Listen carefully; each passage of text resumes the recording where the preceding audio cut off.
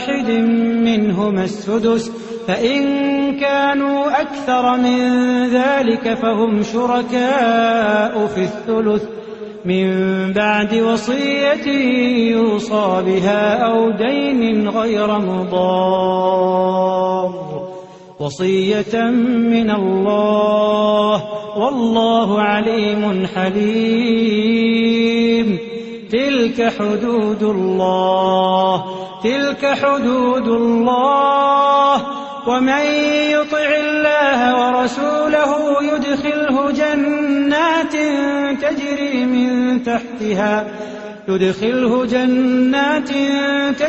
من تحتها الأنهار خالدين فيها وذلك الفوز العظيم. ومن يعص الله ورسوله ويتعد حدوده يدخله نارا خالدا فيها وله عذاب مهين. آمين. صلى الله وسلم وبارك على عبده ورسوله وعلى آله وصحبه أجمعين. قال الله جل وعلا: للرجال نصيب مما ترك الوالدان والأقربون وللنساء نصيب مما ترك الوالدان والأقربون مما قل منه أو كثر نصيبا مفروضا.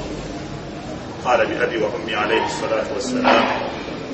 إن الله قد أعطى لكل ذي حق حقه فلا وصية للوارث. وقال عليه الصلاة والسلام: ألحقوا الفرائض بأهلها فما بقي فلأولى رجل ذكر، أو كما قال صلى الله عليه وسلم. وبعد، السلام عليكم ورحمة الله وبركاته. وعليكم السلام ورحمة الله. مجد الله سبحانه وتعالى مسألة سوكساس لنقال من وجتمنا في محمد صلى الله عليه وسلم وأنت من ينبي وصحابه به والتابعين له بإحسان إلى يوم الدين. سوف أولا تبيت من غانا بفي abasumi ba tafsiri olwaleero tugenda kukyusaamu kano uganda waffe alina omusomo gwayagala okubeera nga obaolyawo atambuza eri umma. Saba Allah subhanahu wataala alikuusa enniya zaffe obaolyawo tubeere nga tuganyirwa ffe oluvannyuma nammwe ne baganda baffe babeere nga baganyirwa omusomo guno. Omusomo guno gukwatagana na toyinza okuyita nidwamu l'Islam, sisitemu y'okusika mu Busiraamu. Sisitemu y'okusika mu Busiraamu gwe gumu ku misomo gitafiibwako nnyo, okutatera kusomesebwa nnyo mu mizikiti. Obaolyawo ne kireetera n'abantu okuba nti okusika mu Busiraamu tebakuteeka mu nkola nga bwe kuteekwa kubeera, nga balowooza nti oba bizibu nnyo, bivaamu nzibu nnyo, nteekateeka nzibu nnyo. Era leero mbadde nzija waliwo Sheikh Wesinganye mukadde waawo n'atunula ku kitabo kyange mbadde nkutte kikwatagana na byakusika, naye akiziriza nati ebyo bizibu nnyo n'abiziriza. Kati baseeka baba nti bwe boogera nti bizibu nnyo, kati ate abantu bo bakitwalira ddala nti bizibu nnyo ebisobola na kuteekebwa mu nkola. Nzijukira waliwo okutuba gye nasoma Kabalagala, naye nali naakamaliza okusomesa omu ku basiraamu n'aŋŋamba nti seeka bagenda kusiba emuganda ali bagenda kutisibira, n'agamba nti osomesezza ebyokusika mu Busiraamu, naye ebyokusika mu Busiraamu bikontana n'okusika wano ewaffe mu Uganda, ne gavumenti yaffe eya Uganda ewa administrator general paka eyandibwa mu Uganda waddoomu, netumunyonyola netumugamba nti okusika mu Busiraamu byebimu gavumenti ya Uganda byekkiriza, kulinga okuwasa, kulinga okuta omukyala, byebimu bwe mugaba emmaali yammwe okusika mu Busiraamu nga Allah bw'agyagala, mutwala butwazi kiwandiiko ekyo ewa administrator general n'akiteekako omukono, n'abeera nga ateeka mu nkola bye mwagabanya. Nolwekyo obaolyawo ebyo bireetera abantu okulowooza nti okusika mu Busiraamu nidwamu mbi, abamu bagiyita nidwamu jjawulo, nti nkola yakulyaza amaanya. Naddala ate bwe kituuka ku bakyala oba abaana ab'obuwala baati bagirabira ddala ng'enkola ey'okulyaza amaanya, eyabalyaza amaanya nti bo bafuna katono. Olwaleero tuzuulira enkaayana eziri mu bantu mu byobusika famire ya gundi baagala kukiŋŋana. Olwaliro bw'obeera ku mawulire buli wiiki osiŋŋaana abaana baagala kutta maama waabwe, n'osiŋŋaana abaana baagobye maama mu nnyumba, oba maama yagobye abaana, naye enkaayana yonna yonna ogenda ogyetoloola yeetoololera kuki byabusika. Olwekyo twagadde tuveeyo obaolyawo tukoze kibayita takribu suura, okusembeza ekifaananyi jasi abantu baveemu kino kibalowooza nti ebyobusika mu busiraamu bizibu nnyo era tebiriyo era tebiteeka kuteekebwa mu nkola. La, twagala kyebayita takribu suura, okubasembereza ekifaananyi, okubagondeza ku sisitemu, ku nkola ebyobusika mu busiraamu bitambula kutya. Era okusika kuno kutwogerako obusiraamu otunuulira emabegako nasoma amawulire nga wiiki eno mwalimu abakyala 7 nga baseba ng'abantu naye nga babattalwa byamugagga. Ebyo byonna byonna biva kuki bantu kutamanya byabusika mu busiraamu. Naye nga ate sisitemu y'ebyobusika mu busiraamu egamu ku mateeka Allah subhanahu wa ta'ala ge yajja ateekamu okulabula okw'enjawulo. Kuba bwe tujja okulaba maaso, Allah yateekakawo okulabula okw'enjawulo. Buli kye yagaba n'ateekawo okulabula okw'enjawulo, buli kye yagaba n'ateekawo okulabula okw'enjawulo. Abantu lwaki tebagezaako kutuusa mu bintu Allah byeyagereka. Ekisooka, ekigambo kyenyini kyenjogera nti nidwamul irth, sisitemu y'okusika, okusika. Ekisooka ekigambo kyenyini ekyo okusika mu busiraamu, ekigambo okusika kirina enjawulo n'okusika okw'Abaganda oba okw'Abasoga oba okusika okw'Abalamu oba okusika okw'abantu abamawanga gonna. Ekisooka ffe bwe tuba twogera okusika mu busiraamu tuba tutegeeza kino nti ebeera ilmun yurafu bihi man yarith wa man la yarith wa qadiru ma likulli warith. Ffe mu busiraamu tuba tutegeeza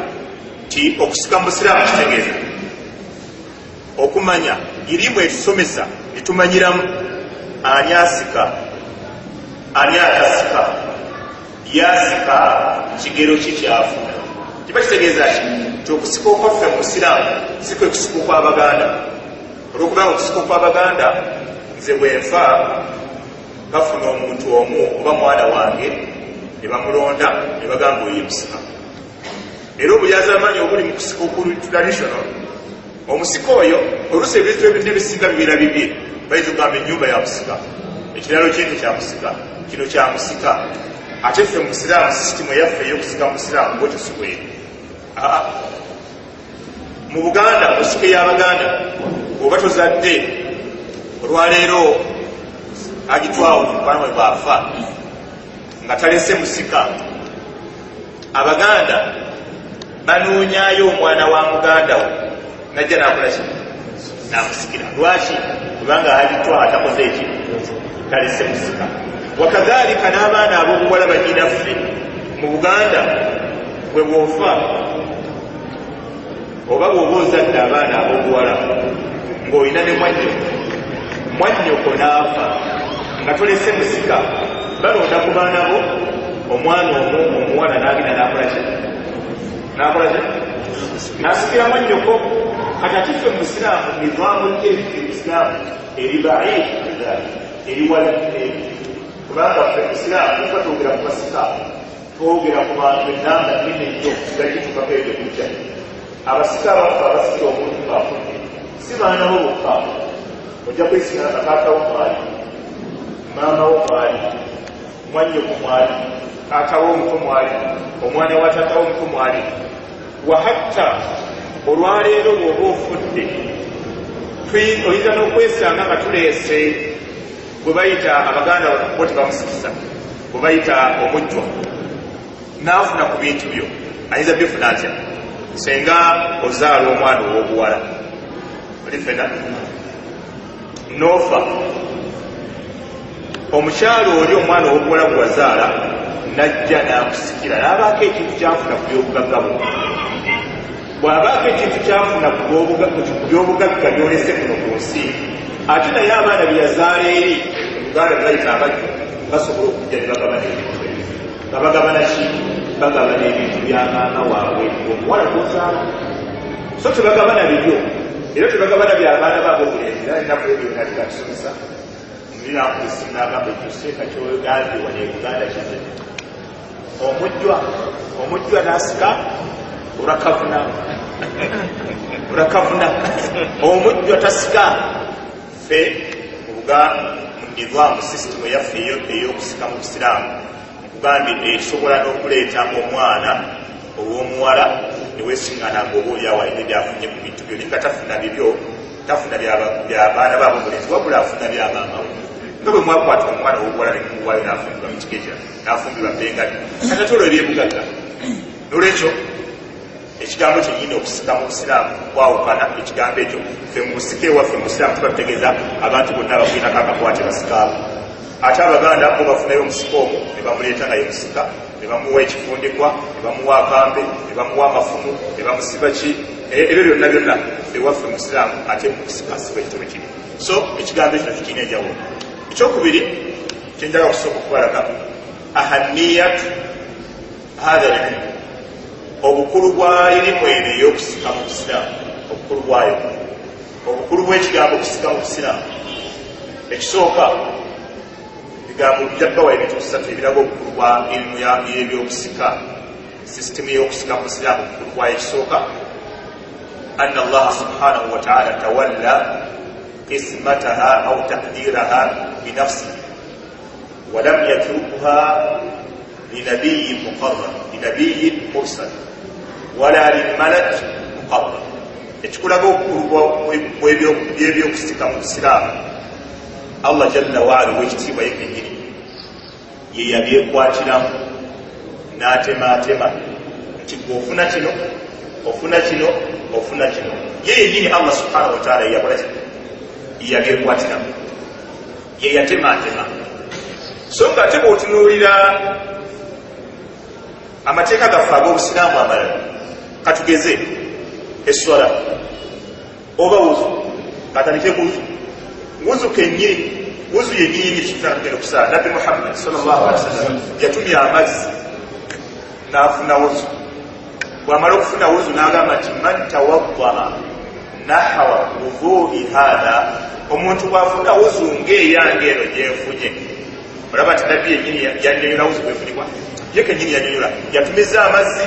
n'afuna wuzu mu maaso g'abasahaba nga balaba bayige wuzu ekola ki efunibwa etya okuva ku ye yenyini nabbi muhammad sallallahu alaihi wasallam olaba nti ebikwataganya wuzu nabbi yabinyonyodde essola yennyini ekyo kya wuzu ne sahabi wennabbi ayitibwa uthman bin affani naye yatumya amazzi nadda mu maaso g'abatabiina n'afuna wuzu n'abaga nti hakadha raaitu nabiya sallallahu alaihi wasallam yatawadda bwentyo bwe nalaba nabbi muhammad sallallahu alaihi wasallam ng'afuna wuzu kitegeeza wuzu nabbi yenyonyola ne basahaba be batandika oginyonyola abagobezi baabwe wakadhalika essola nabbi essola yajja nadda ku kituuti n'asaala bwe yamala okusaala yagamba basahaba sallu kama raaitumuni usalli musaale nga bwemukoze eki bwe mundabye ensaala kitegeeza eswala esaalibwa etya tuvunnama tutya tukutama tutya nabbi muhammad sallallahu alaihi wasallam ye yagisomesa ye yaginyonyola yegyekwatiramu nanyonyola bweteeka okugenda bwe yagenda ku hijja olwali tuli mu mausimu ya hijja nabbi sallallahu alaihi wasallam yatandika hijja n'agikola naye bw'aba agenda okukola hijja ng'atandika bw'ati agamba basahaba ti khudhu anni manasikakum la'anni la alqaakum ba'da ani hadha yabaga nti bannange emikolo gyammwe egya hijja mugijje ku nze khudhu anni mukoleki mugijje ku nze emikolo egya hijja mugijje ku nze la'anni la alqaakum ba'da ani hadha nyinza obutaddayo basisinkana oluvannyuma lw'omwaka guno era hijja yakola eki sallallahu alaihi wasallam eyadda ku tiyaliiga era abasahaba abaali abagezi batandika okwetegereza hijja ekolebwa etya era olwali bwogenda e makka bwogenda emikolo gya hijja bwogenda mu arafa bwogenda emina buli wootuuka bagamba nti wano nabbi yakolerawo kino wano nabbi yakolerawo kino wano nabbi yakolerawo kino lwaki kubanga bamulaba ng'akola ki ng'akola hijja yabawa tanbiiri yabazuukusa ng'atandika tibannange hijja mulabe bwekolebwa kitegeeza ebikwatagana hijja nabbi sallallahu alaihi wasallama ye yabinnyonnyola naye ebya faraid si nabbi muhammad si malayika wabula allah subhanahu wataala yekenyini yakola ki ye yabinnyonnyola allah jalla wala ye yagaba emaali y'omuntu ofuna kino ku taatawo ofuna kino ku maamawo ofuna kino ku mukyalawo ye yenyini allah ye yabinnyonnyola ekyo kikulaga obukulu bwa sisitimu y'okusika omusiraamu ekyokubiri ekikulaga ahamiyatu hada alilm ekyokubiri ekikulaga obukulu bwa ilimu ya faraid n'okumanya ebyokusika bitambula bitya mu busiraamu ekyokubiri anna nabiya sallallahu alaihi wasallama hatha bitaallumihi wa taalimihi nabbi yenyini sallallahu alaihi wasallama yakubiriza nnyo abantu okusoma ilimu eno ya faraid n'okugisomesa abantu era hadisi eri mu sunan al-kubra eriko ebigambo byabamanyi naye nga nabbi sallallahu alaihi wasallam yaga nti taallamu alfaraida muyige erimu ya faraid riwaya endala hadisi endala nabbi sallallahu alaihi wasallam yagamba taallamu alquran muyige quran waallimuhu nnas mumala mukiyigize neki n'abantu wataallamu alilma era muyige irimu waallimuhu nnas era bwemumala okusoma irimu naye mugisomesa eki abantu wataallamu alfaraid muyige n'erimu ya faraid waallimuhu nnasa era naye mugiyigiriza abantu kati nabbi sallallahu alaihi wasallam okukubiriza abantu hadisi wadde ebigambo bya imamu dhahabi naye nabbi okukubiriza basahaba okuyiga irimu ya faraid n'abagamba nti ate mugisomese n'abantu ekiraga obukulu bwayo n'atakomaawo okufa wabula kaana yuthni ala ba'di sahaba alladhina tafawwaqu fi hadha al-ilm nabbi olumu yawaanangani ku basahaba yasuutaka ku basahaba bwe yalaba nga basukkulumye mu kumanya irimu y'ebyokusika mu busiraamu era olunaku lumu yabagamba nti afradukum zaida abasinga okumanya irimu y'ebyokusika yali zaidi kitegeeza bwe muba mwagala okumanya ebikwatagana ebyokusika bwe muba mufunyemu okusookala obutakkanya mu byokusika mugendanga ewaani ewa zaid n'abayigiriza era olaba abasahaba ne battabiini okutuusa olwaliro abasoma irimu ya faraid bwe balaba amasala nga gazzeemu ebigambo bingi gazzeemu okusika omuwa ebiseera ebisinga babuuza zaid yali kigambo ki bwe balaba ekigambo kyaliko abagenda nekyo ekikulaga obukulu bwa irimu ya faraid ekirala anna basahaba bafaayo basalafu bonna inayatu salaf bihadha alilm basalafu swali basahaba bafaayo nnyo okumanya irimu y'ebyokusika mu isiraamu umar bnu khatabi radiyallahu anhu nakugu yagamba nti taallamu alfaraid banne muyige irimu y'ebyokusika fainnaha min dinikum olwokubaga faraid kyekimu ku bintu eby'omu ddiini yammwe ne sahabi omulaba muti abdullah bnu masudi naye yagamba man taallama alqur'ana omuntu yenna bw'asomanga qur'an falyataallamu faraid asomenga n'erimu yaki ya faraid mu kigambo kyekirala yagamba taallamu alfaraid تعلموا الفرائض ويجير من الفرائض والحج والطلاق فإنه من دين مسميه من الفرائض مسميه حجة مجيجة ويقولوا مسميه ميجنشي الطلاق وقتاشي بتلوكو غير أوليجو وقتابة شار أبامو رواية فينا بشار يكتوا بتدا يتزا قوايو kati Abdullah bin Mas'ud agati netalaka mujige kubanga ebyo byebimu ku bintu ebikulu mu ddiini yammwe kati okufaayo kw'abasalafu swalih okukubiriza abantu okusoma ebyobusika ekyo kimu ku bikulaga obukulu bwa sisitimu y'okusika mu busiraamu ekyokusatu ekisembayo mwaka katundu anna alulama afradu bitaarifihi wa maa dhalika annahu bab min abwabi lfiqhi abamanyi baffe baddira irimu ya faraid ne bagiwa ebitabo ebyeyawudde ebyetongodde ne bagamba nti ekitabo kya faraid nga bwalaba Sheikh Saleh Fawzani alina ekitabo kiyita tahqiqat al-madhiya walaba Sheikh Ustad Dr. Lahim alina ekitabo taysir ilm al-mawarith bw'otunuulira abakulemberanga Abdus Samad balina ebitabo al-katib bw'otunuulira al-khulasa kitabo kya faraid n'ebitabo ebirala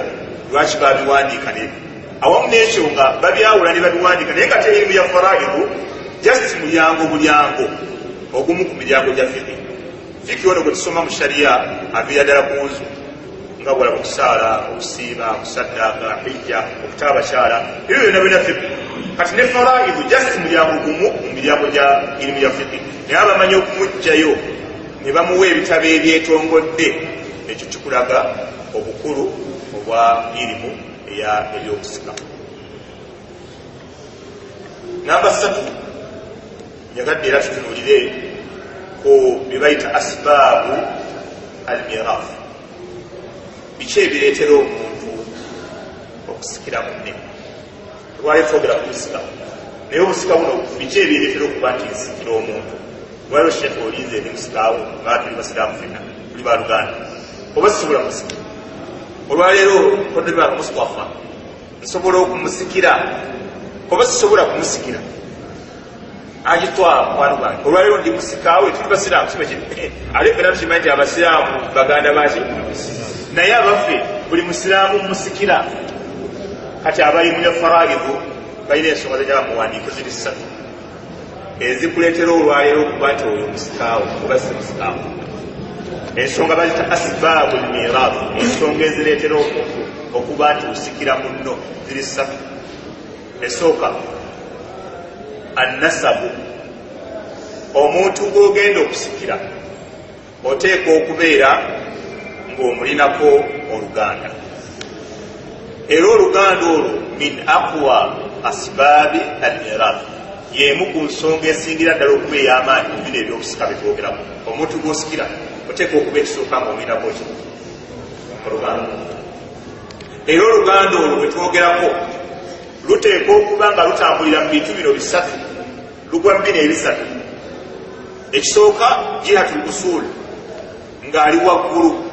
ateekwa okuba nga ali ku ludda lw'abakaddebo gw'oyagala okusikira.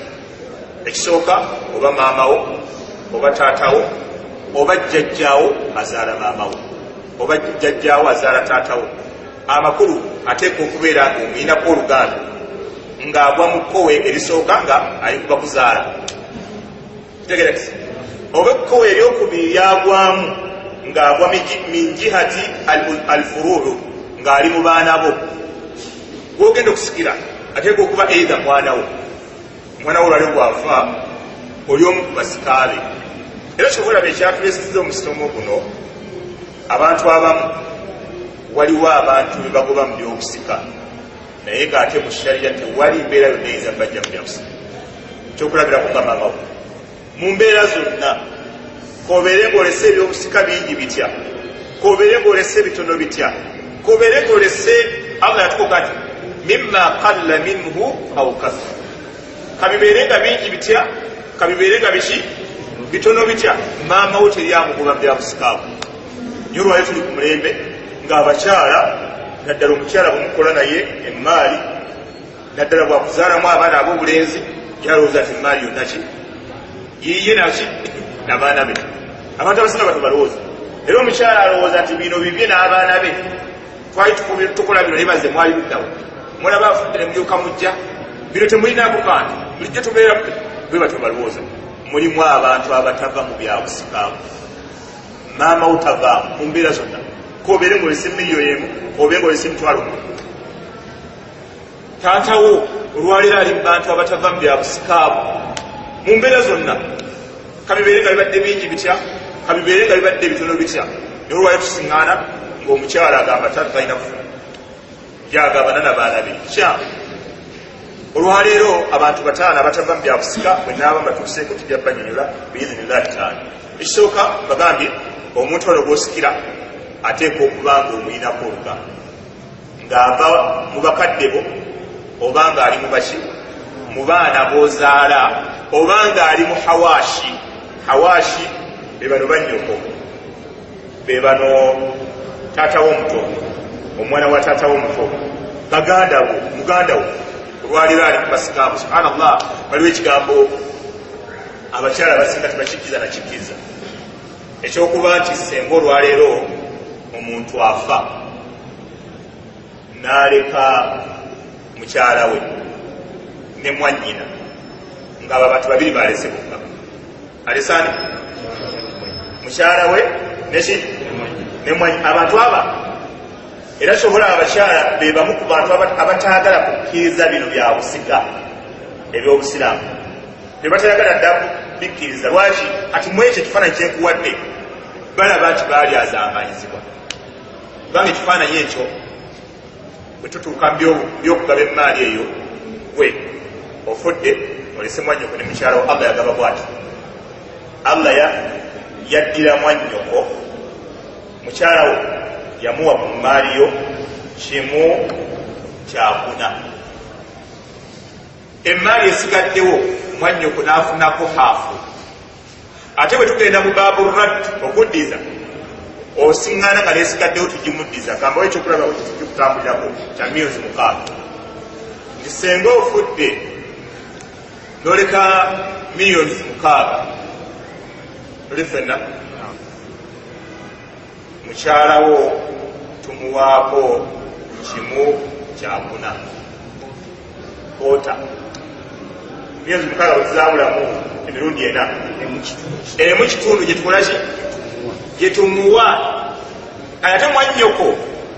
netusooka tumuwaako haafu zemilioni zimeka kati waliwo esigaddewo emu kitundu yetugenda mu baburad naye yetukolaki netugimuddiza kati awo mukyala we afiirawo ajjayo nemundu nezinyuuka naye kati bino twakalaba abalamu twakolanga muli luddawa oba zaabika emipiira zikoleki naye tajja kubitwala abakyala abo bafiirawo waliwo sheekh wange omu yanyumiza baali bagenda okugaba ekifaananyi kino kikuuli abasiraamu baali bagenda okugaba ebyobusika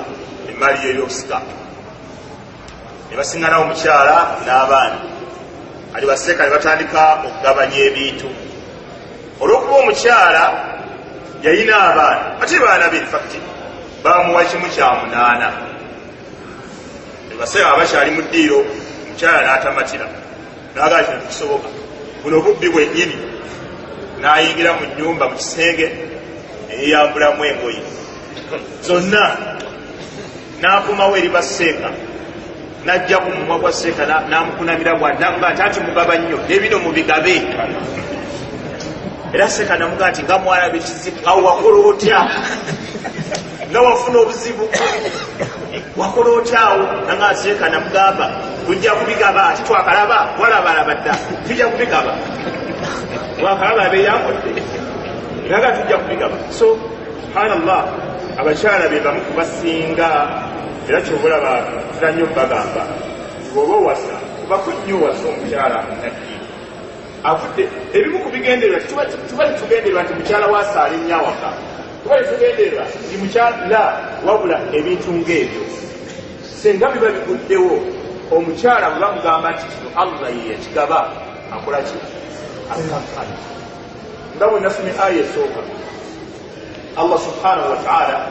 yagamba nti lirijaali nasiibun mimma taraka alwalidaani walaqrabun abaana ab'obuwala abakyala balina omugabo mu ebyo bye baba balese abooluganda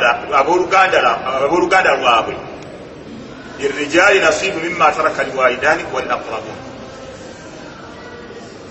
n'atuuka ne kuki ate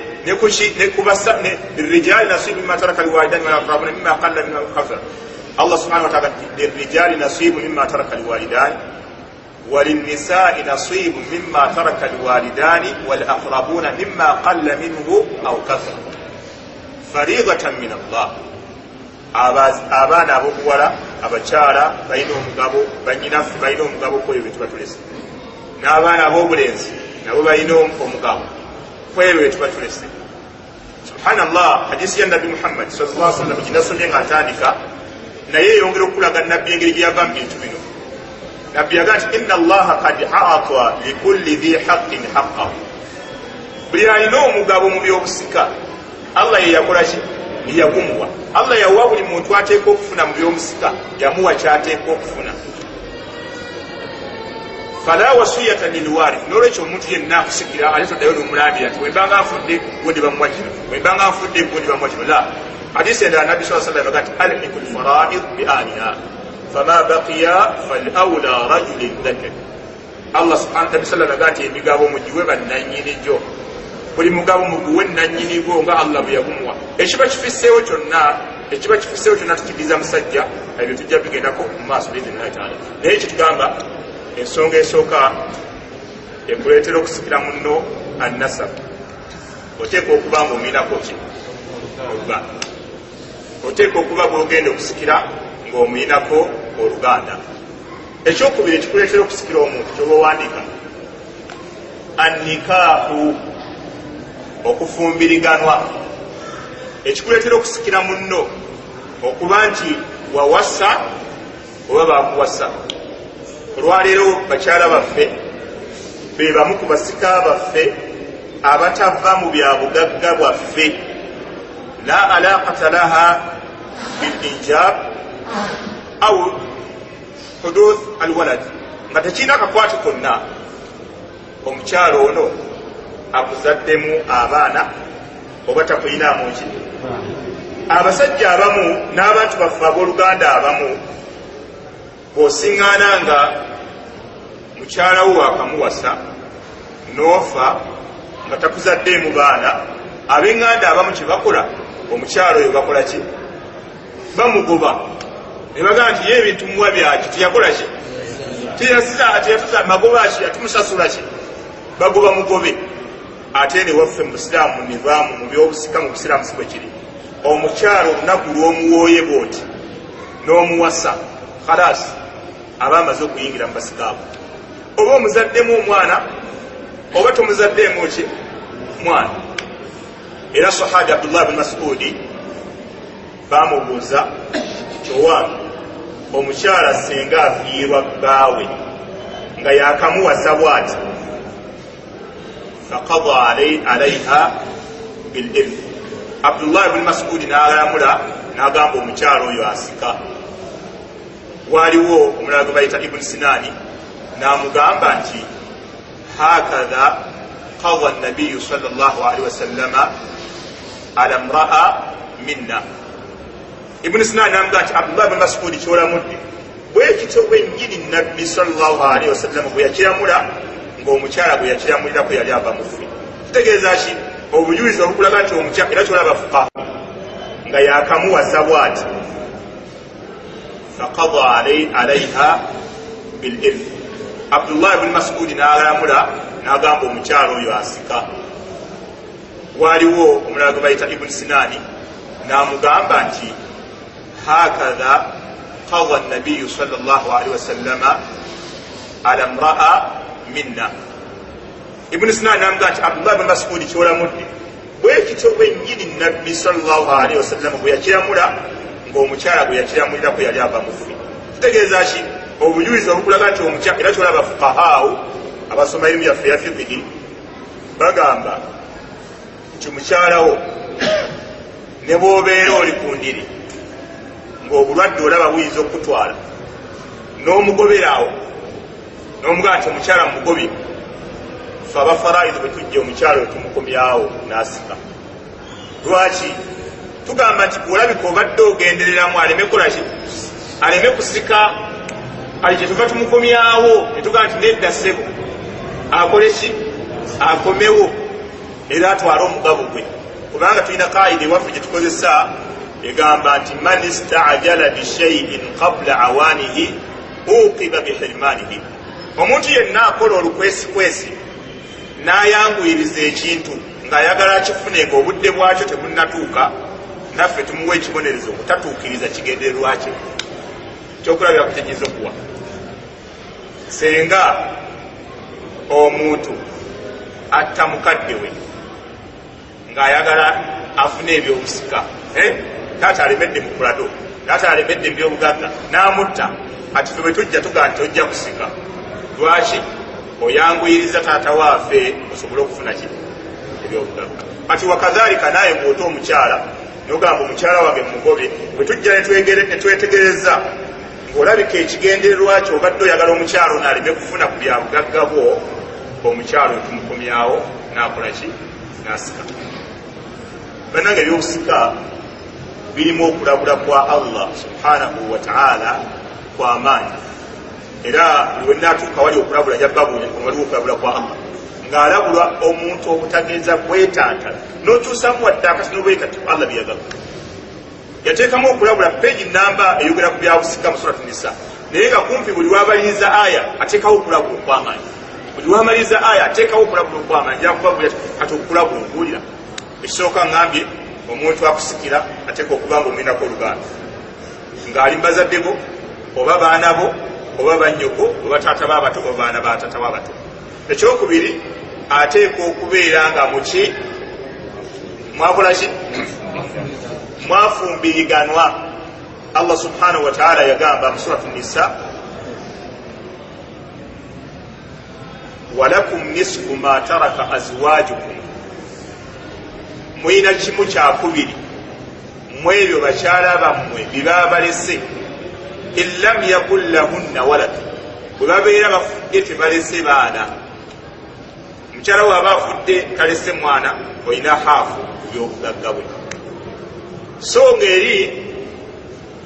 aya gyetandikira waggulu Allah yatandika n'abakyala n'agamba nti bayina walahunna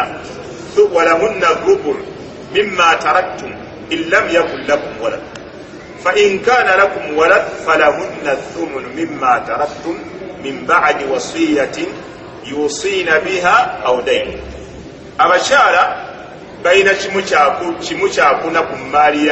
y'abasajja baabwe walahunna rubu mimma taraktum bwe muba mufudde ne muba nga temulese baana bakyala bammwe balina kimu kyakuna ate bwe muba mulese abaana abakyala bagenda ku kimu kya munaana ebyo emiteeko egyo jaggibawa mu maaso gye tujja naye nga nekyembadde njagalamu okuwa obujulizi nti abakyala balina emigabo kuki ku maali yaffe naffe tulina emigabo kuki ku maali yaabwe ati enkalu ziyinza okujja olwaleero singa akasozi awasa omuwala olwaleero kasozi oyo bwawasa omuwala baba bagenda awaka omuwala n'afiira mu motoka ati omuwala ono kasozi bwawasizza ewaabwe alinayo ebyobugagga tulifena alina n'amahale g'omuwadde ga miliyoni 2 kati obusiraamu Allah subhanahu wa ta'ala kasozi omuwala oyo gwawasizza afudde nga tebannatuukana mu kisenge Allah yamuwa haafu ku maali yo ki y'omuwala oyo kasozi gwabadde awasizza Allah yamuwako haafu n'amahale genyini gamuwadde ag'emiliyoni 2 nga tutolako miliyoni 1 nga tukolaki nga tugiwa kasozi ati ogenda kulaba abooluganda bannyina b'oyo omuwala bwe balinyenkana bagenda kulinnya emiti bafiirewo twakuwadde muwala tetwakuwadde byaki bya bugagga sebo tambula bafiirawo awo sebo tukufumbiza mukazi na bya bugagga naye nidwamul irth fil islam system y'okusika mu busiraamu omukyala wo kasa basibanika ne mumutambulira mu motoka muba mudda waka omu ku mmwe n'afa omu kiba kimaze okukatanga musika wa munne obola bantera okulabula abasiraamu nasomesa omusomo gwa faraid abasiraamu abakola ne bakyala bammwe lifena mukola ne mukyala wammwe mu dduuka okola ne mukyala wo mu dduuka aleeta essente n'ayongeramu naawe n'okwata essente n'okola ki ati obuzibu buli nti omu ku mmwe bw'afa edduuka eryo lyani watulifena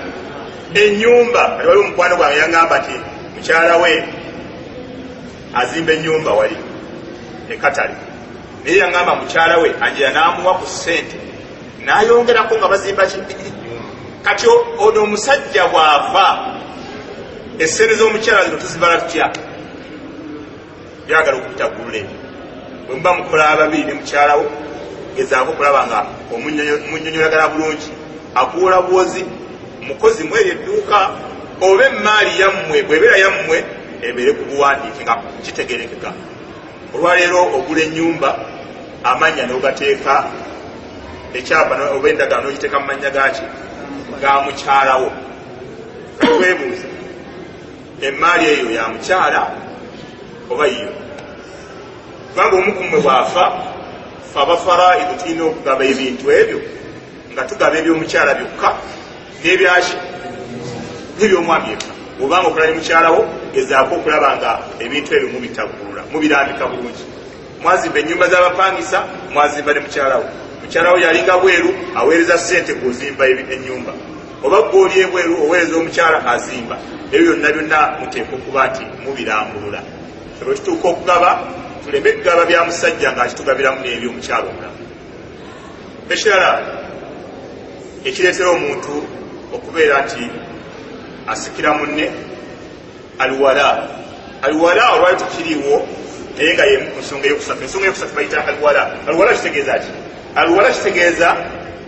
arriq, omuntu yali muddu nga baamukwata olutalo lubaddewo olw'obusiraamu, ne tugenda ne tuwamba abantu abaganye okusiramuka ne tubaleeta ne bafuuka baddu enewaffe. Oba oyinza okugenda n'omugula n'essente zo, bw'omala okumugula n'essente zo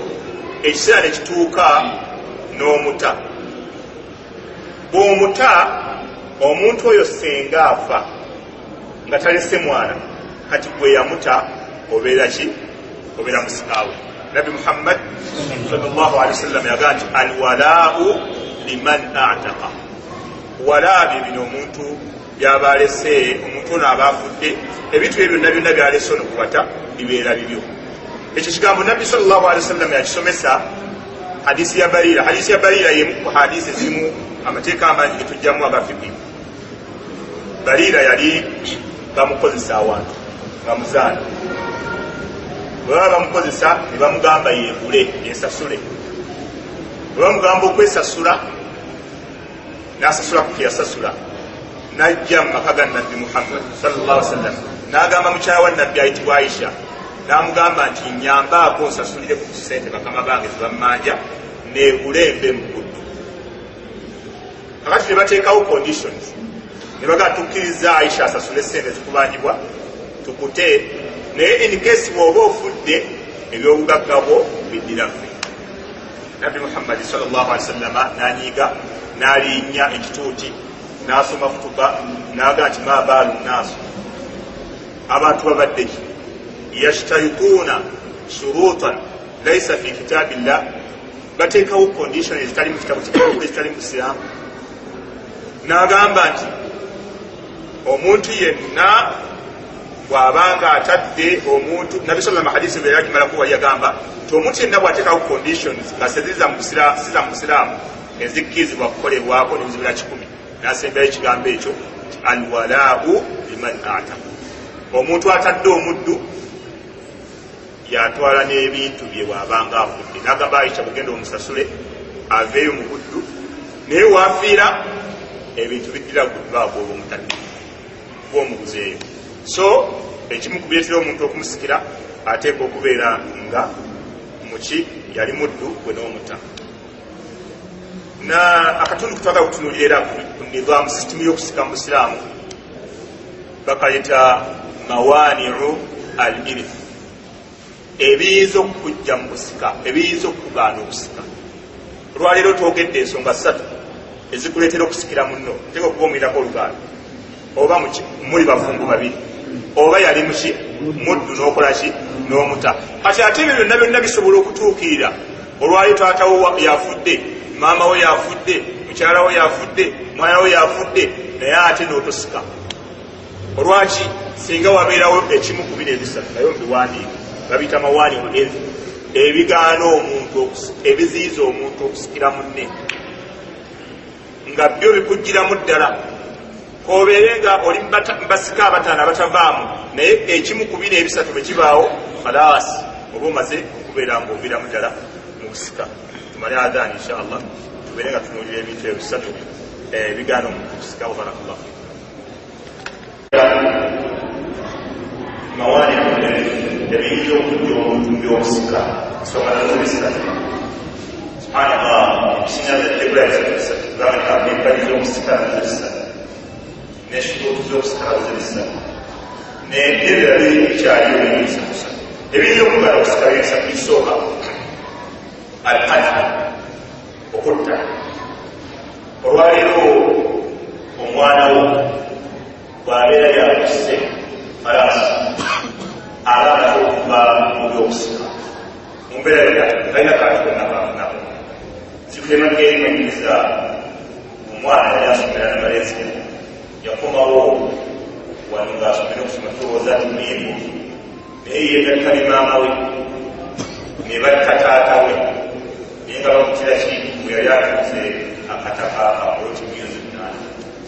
subhanallah omuntu oyo omwana mukadde wazitowa myezi 8 taata wazitowa myezi 8 yegatta ne maama we ate ne batta n'omwana omulala omuto namulabaki olwaliro abakyala nasoma ku mawulire n'abagambye ng'abakyala mu wiikendi nasoma mawulire ng'abakyala mu wiikendi abakyala baali basinza kugaala naye abakyala musanvu ng'amukyala yassembaawe bwe tujja n'enduulira ng'omukyala yassembaawe ababatamubamu otuŋŋananga omwana yasse mukadde alaasa bamuza okuvaamu kwesika. nabi muhammad sallallahu alaihi wasallam yagamba laisa lilqazi minalmiran shay'un. omuntu yenna asse talina kantu konna afuna mu byasika. laisa lilqazi minalmiran shay'un. omuntu yenna asse mu by'omusika talina kantu konna. okumanya okutta lwaki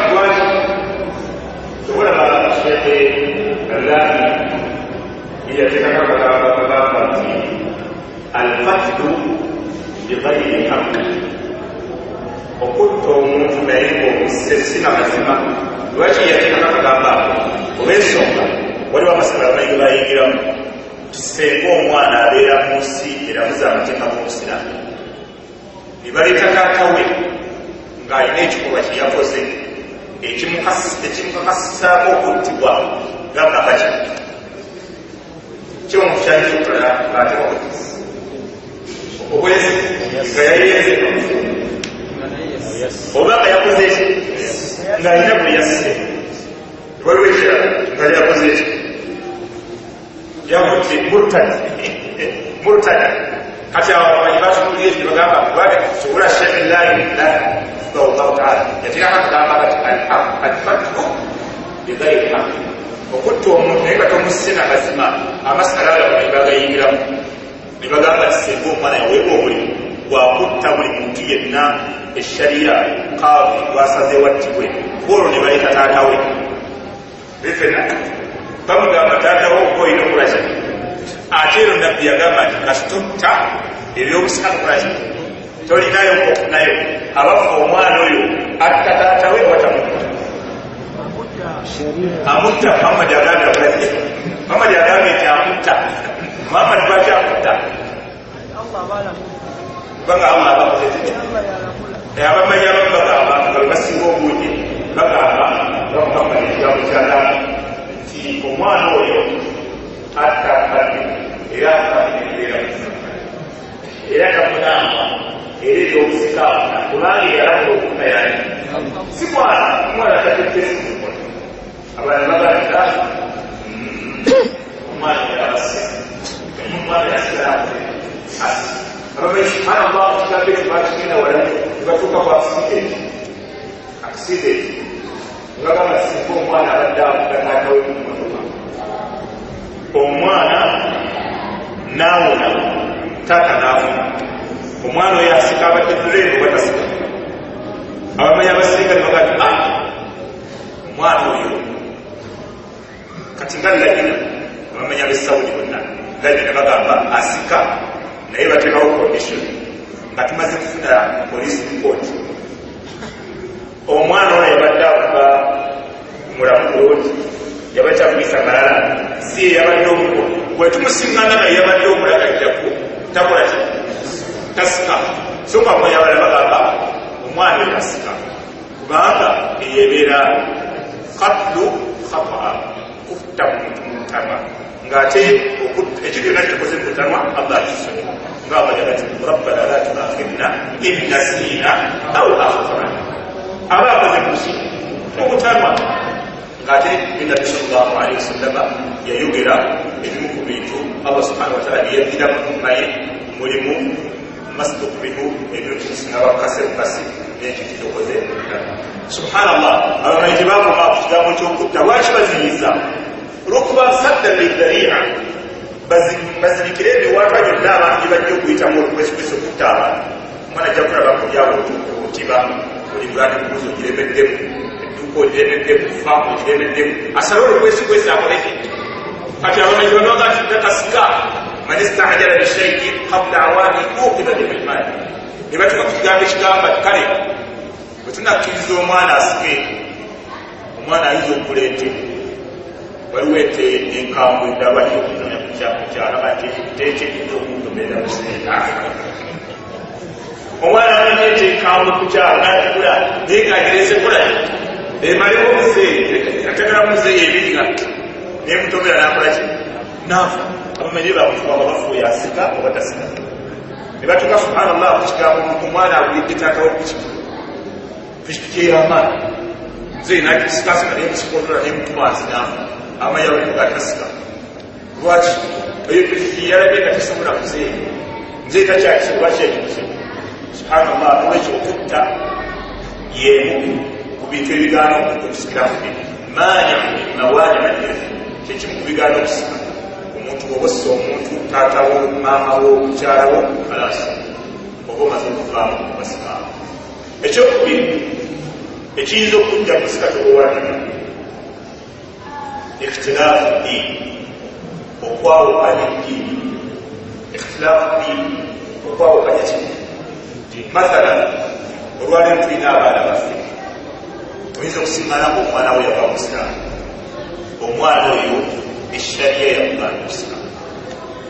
omwana we yenna yava musiraamu kalas yava mubasiraamu naku yava musiraamu olwaleero mukyalawo yava musiraamu kalas takyali basiraamu olwaleero taatawo ewa baduuka bangi basiraamu abati kukunguza bakadde baabasi basiraamu kalas obwera wasiramuka nga taatawo si musiraamu tolina kyofuna tukole tutya amagezi geyinza okuwaga mulimu gendayo ng'okyali mulamu naye akyali mulamu omubaye taata mpakokka lwaki kubanga hadiyatun kafir tukubalu fi lisiraamu ekirabo kyatali musiraamu kikkirize mutali musiraamu bakuwa ekintu kyonna kikkirize bwabeera mugulala kikkirize banabbi sallallahu alaihi wasallam tukana okufa nga yewoza ekiro z'eŋŋaano nsanvu wamusajja si musiraamu taatawo waaba si musiraamu genda akuwa ebyakuwa nga ki nga mulamu naye mwana amala okufa kalas tolina ki tolina bakuotekwa kufuna lwaki olwa hadisi ya Usama bin Zaidi yali nabi Muhammad sallallahu alaihi wasallam mu ghazwa Fath Makkah oba nabi sallallahu alaihi wasallam yali amugawo Makkah yali Usama bin Zaidi ati kyabamugamba nti ya Rasulallah olwaleero okugenda kusula mu nyumba zammwe ennyumba zaabwe yali ategeeza ki nabbi yali yazaalibwa Makka nyekera kati abetwalib yalina abaana be basatu mwalimu Qayb mwalimu ne Ali owulira bun Abi Talib ne Jaafari bun Abi Talib kati bano ababiri ne basiramuka Ali yasiramuka ne Jaafari nakola ki kati Uqayli oba Aqil nasigala ye Makka ne taata we ati taata waabwe oli bwe yafa ono Uqayli nadda bintu biri jukira Ali asembisa ati nadde nga ne Jaafari asembisa ki abantu abo nabbi abalina kurban siwe kiri oli yayagala kati Zaid sababu Zaid awuzana ngena sura mu nyumba za mwezi nabbi yasoko kubuuza nti hal taraka lana uqayd shay'an aw kama qala sallallahu alaihi wasallam nabbi kama tukuuza uqayd ina akatulekera wali ebintu byonna amayumba yagabulashi yagatwala n'agatunda mpaka yasalawo omusika awo ekigambo ekyo amanyi bajjamu kumwegamba nti amayumba g'emakka gakkiririzibwa okutundibwa mpaka kufikiri wali abasala abayini baleeta ti abaffe amayumba g'emakka g'abantu bonna ffenna tukkirizibwa gakozesebwa tegakkirizibwa kutundibwa kati ekigambo kya nabbi bagamba kyali kiraga nti amayumba g'emakka gakkirizibwa okutundibwa naye kyekigambo ekyo nabbi bwe yamala okugamba ekyo osaaba obalinga abali mu bigambo byabwe byekulakula kati nabbi nayogera hukumu emunafu nayino n'agamba nti la yadkhulu lmuslim alkafir wala alkafiru lmuslim nabbi agamba nti la yadkhulu lmuslim alkafir omusiraamu tasikira ki musiraamu tasikira ki atali musiraamu wala alkafiru lmuslim nawe atali musiraamu tasikira ki خلاص ثم قال الحديث ان النبي صلى الله عليه وسلم يقام لا توافق بين احد ملتين او كما قال صلى الله عليه وسلم هو الاستقامه اراد بين ملتين ويسلم ويبدا النصارى الاسلام كاثوليك مروكو الاسلام لا او توالي اسلام نوريتو omuntu yenna gw'oyinako akakwate nga yava mu busiraamu toyina kantu konna ogenda kufuna bw'aba amaze okufa so nga nawe oba bitalina kalina kubeera ngamusa waliwo ebibuuzo bingi awo famire zaffe ezimu abalikasiraamu kibaamuza juzi asomesa wali ng'oli agamba singa omuntu yali musiraamu n'asikira ebintu ng'akyali musiraamu kati ate waafiiridde ng'avudde mu busiraamu ebintu ebyo byange bituddira ffe abafamire be eba abafamire ye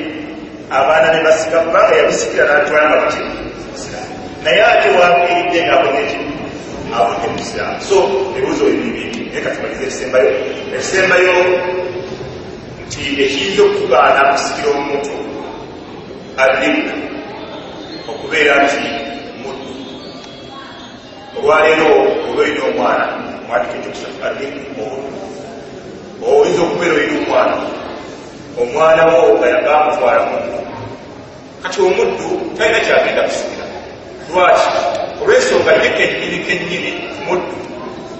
ye eyiri propati ya muntu mulala kati atulafuti n'amuwa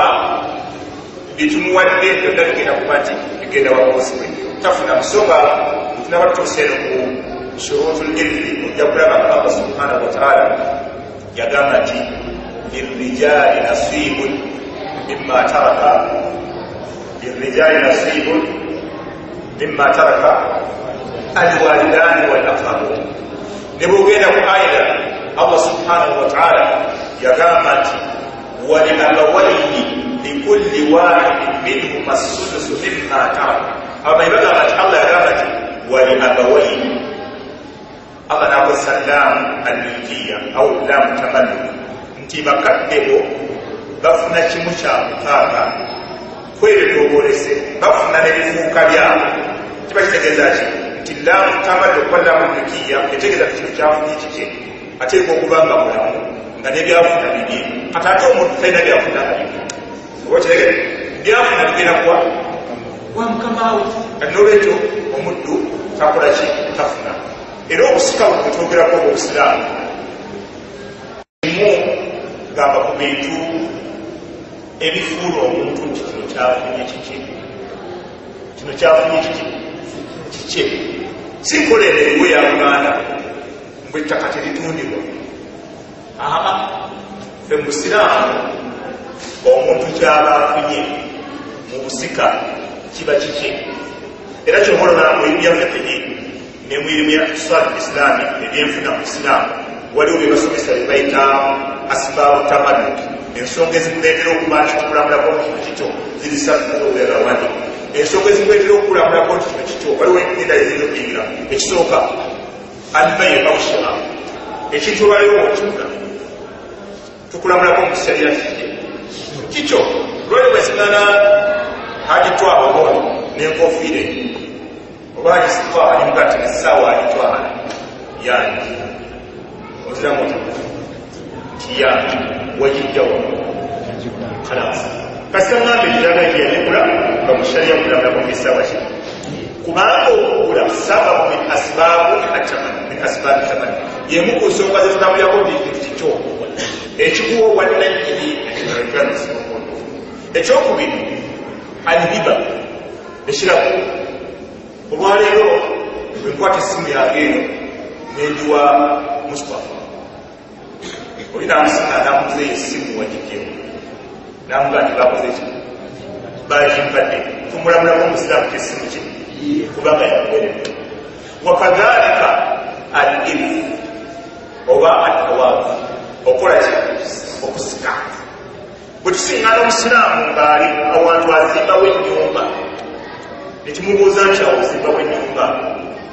obwannannyini wakujjeemu naga nti nakola ki nasikirawo tumulamulako ndiki wawe kubanga yakola ki yasikirawo era bino bimutera okukaawa baana bange kugabananga naye tiwabanga atunda ekyo kifu era kuno tujja ekyo tukisazaamu baana bange mugabana naye tiwabanga akola ki oyagala osinzire mu makulira ate oweebiragire n'abalala ni okuba kuyigiriza abantu bagayalawo ebintu byabwe byabo ate obawawo ogezigezi temukula bwebigaa abaana baddemba okusalawo ne bagamba tugenda tugabana ebyobugagga bonna katulekewo ennyumba yokka oba katulekewo wetuziika naye buli afunye ekintu kibira kiki kyawannannyini kubanga okufaako kwafuuka ensonga okuba nti ebintu ebyali ebibyo Allah yakola ki yaduwa abantu Allah yaduwa abantu tokola mutima mubi waliwo omusajja wali waffe abamanyi mu kikadde waliwo omusajja yalina akabira ng'akabira omusajja yalina omutima omubi omusajja zinamuyitayako wali ekibuye ng'akulula akagaali nga n'ebigere kalina akati n'akagaali kakutusa olujegere asibyeko endagala azireeta wano ekibuye mu katale azitunda bibiri abantu bagamba munaye tuguze kabira nagamba ettaka lyakabaka ebikubwa munaye tuguze kabira naafe owafu ali mu kayumba kattaka awuza nazaalibwa netimba abantu banoonya timba ngaafulabulabako nebalaba kutimba bamusanga bw'afiidde mu nnyumba n'emmesi zimuliddemu amaaso ina mukwano gwange muyamuga nti nza ku ttaka gw'emyezi abiri salira bamusajja kafaali n'agaana naye olwafa bwetuka abantu ne bakagabana gendayo olabibwa n'ekibwa kalina weezini olaba okufa bulimu akalungi n'okufa bulimu akalungi ngasobola okuba yeefuza ekintu naye okufaakwe ne kufuuka ekyuma abantu beeyagala omuntu osobola okubeera mu famire n'abasingiza mwenna nga mu famire bogera muhammad yekka bwamala okufa nebalakobola ate mustaka olaba okufana bwekulimu akalungi kati omusajja okufaako gwalimu akalungi abantu bazimbawo dakalina gendo eteekikakisikuja bazimbawo dakalina weziri kuloti bazisala netimba tebamulaba bakunya timba tebamulaba kati kyobolaba tujja kutuuka ku kigambo kimayita hikamu attawaabu bikiri bigendera mu kusikira abantu lwekigamba yatekawo abantu basikiri bannaabo waliwo ebigendererwa bajja kubibawa biibillahi taala naye nga ekikulu kiri nti olwaleero omuntu bw'aba asikidde ekintu eshariya yakulabulako nti ekintu kiki todayo okusinzira mukamu nobawo ebirage era togendanga okufa ng'olina ekinyiga abakiga bakita kinyiga mu mutima olina ekinyiga olina enyiike naye bagenda okitwala amafudde ati omukiga omaye omukiga sibakita bakita kinyiga omuntu ayinza okufa nga atekinyiga mu mutima ebintu byebyalesindaga bakutwala kanga okkiriza ebintu babitwale kubanga Allah yabibamuisekande tugamba oyafaanga ekikira emukuta alitunda aligabanga bakutabalira so ebakimulimamu islam yokusika mu islam twakatikireegezeeko okukiira islam nga tugendera mu kugonza mukakale ebisuula abantu baseeteze ekifaananyi bagiteeke okukula baleme kulowooza nti abikusekajjeno yagaba ebintu baleme kulowooza nti abeebika bagaba ebintu kubanga ebintu byokusika birimu okulabula kw'amaanyi nga butujja okulaba mu ayati ekiriva nga alitakulabula nga togezaako n'otuusa ebintu byonna abakyera ebyobusika tebakyusa ebyobusika ebyobusiraamu tebakyusaako wadde abantu akatono bwekati olwekyo tujja kufuna ebibuzo bisatu muka biidinillahi taala ebibuzo ekigali tujja bifuna ku musomo omwani tujja kutandikirawo omusomo n'omuganda ffe yasizeewo abeere nga abutukuŋŋaanyiza mu bitundutundu oluvannyuma obwera biidinillahi taala sallallahu alaihi wasallam zaffe ajja kutufulumiza tufunemu ne abantu bafubabeere nga baganyulwa oba oli abwenkana ziyinza okukendeera mu basiraamu n'abalowooza ati obusiraamu subhana waliwo omusajja nayogera ekika mukazi taata waabwe yafa mabugagga nnyo bwe bajja baseeka okugaba ebyobusika yabagamba bino ebintu byonna taata byalesa ebindi bwe biti obusiraamu busobola obigaba ategesa jene yabisobola kyekigambo manyi kitegeeza ayagala ebyobusiraamu yana kati kikyusi olaba ategeezeza ati Allah akbar subhanallah atifikizo kwa Allah ikisomo kya Islam wakati Allah asobola kugaba ebintu bingi subhanallah utwatu utunatuka ku mitego okugaba ebintu bya Islam kitweta kisalunaku esawo emu dakika sobola okumanya okugaba ebintu byonna bulowooza nti bingi nnyo kubanga engaba ya Allah yagigaba teeka buteesi kukola bali nabbi yagamba inna Allah qad a'ta likulli dhi haqqin haqqahu fala wasiyata liwarith buli nannyini mugabo Allah yakola ki يقوم والدم حديث التي ألحق الفرائض الأهلية فما بقي فالأولى رجل ذكر وينجي له تقول في السفر كم جمع بإذن الله تعالى قدما مصطفى يا الله سبحانه Yemuza yamanyira sigaba yafumirwa bawo zenefa n'abantu kuyangiza Mustafa ngana fauza senga mwanyina yafa senga Mustafa afute ng'alina mwanyina wa Mustafa yafumbirwa ddewa bbaawo kati ate avaayo atya ajja afune ku bino ebya Mustafa bannange nawali okusomesa okusomesaako nga kulaga obukulu bw'abantu betulinako oluganda naddala bajjo subhanallah bebamu ku bantu abakulu okumpi n'okusika mukyalo senga obali Mustafa mukwatumuwaako okufa mwanyina wadde yafumbirwa ewa bbaawo tukiza alina byajja okufunayo senga bbaawo abafu naye gwe senga ofudde nga tolina baana ng'olina mukyala yekka mwajja kajja n'afunako Allah yakuwa yamuwa haafu enkezi senga ofaako olina mukyala yekka ne mwannyoko mwannyoko ajja n'afuna haafu tuyinza n'okumuddisa oluvannyuma mu baaburaddu okujjako mwannyoko ayinza kuvaamu ddi senga olina abaana oba olese omukyala olese n'abaana omwannyoko tajja alinda bulinzi nafuna wala okutandwa tukuze Assalamu alaykum. Okusinza ku kyosomeseza waliwo enjigiriza oba entambula gyetambulira mu ggwanga nze bwenfa abantu baga nti abaana bange bonna basika naye kutinza ekibuuzo kyange ekimuzo kitegeera senga nina abaana bange 8 nze mu ddaame lyange ne ŋŋamba nti kivubuka yansikira ero linnya lyange naye omwana wange yansikira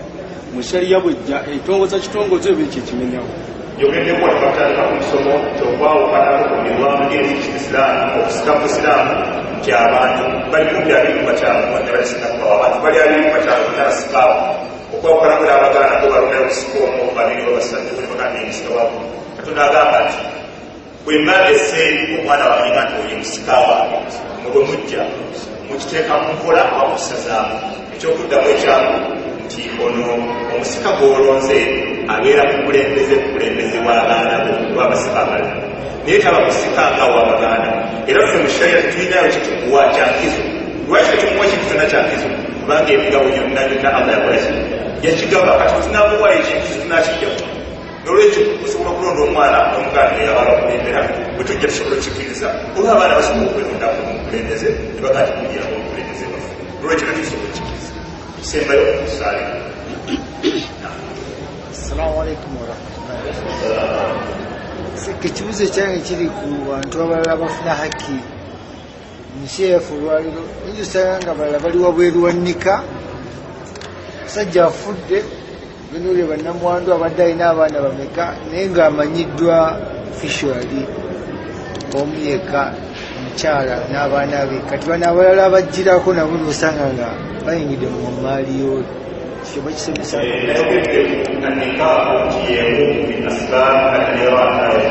nikaawo okufumbirana kyekimu ku nsonga sababu asibabi ekikuleetera okusika naye omukyala nga wakuwasa mu mateeka ga busiraamu omutujjamu nikaabu alifaasi ne nikaabu baafu abantu bewawasa oyinza okusinala wali owasiza mwanyo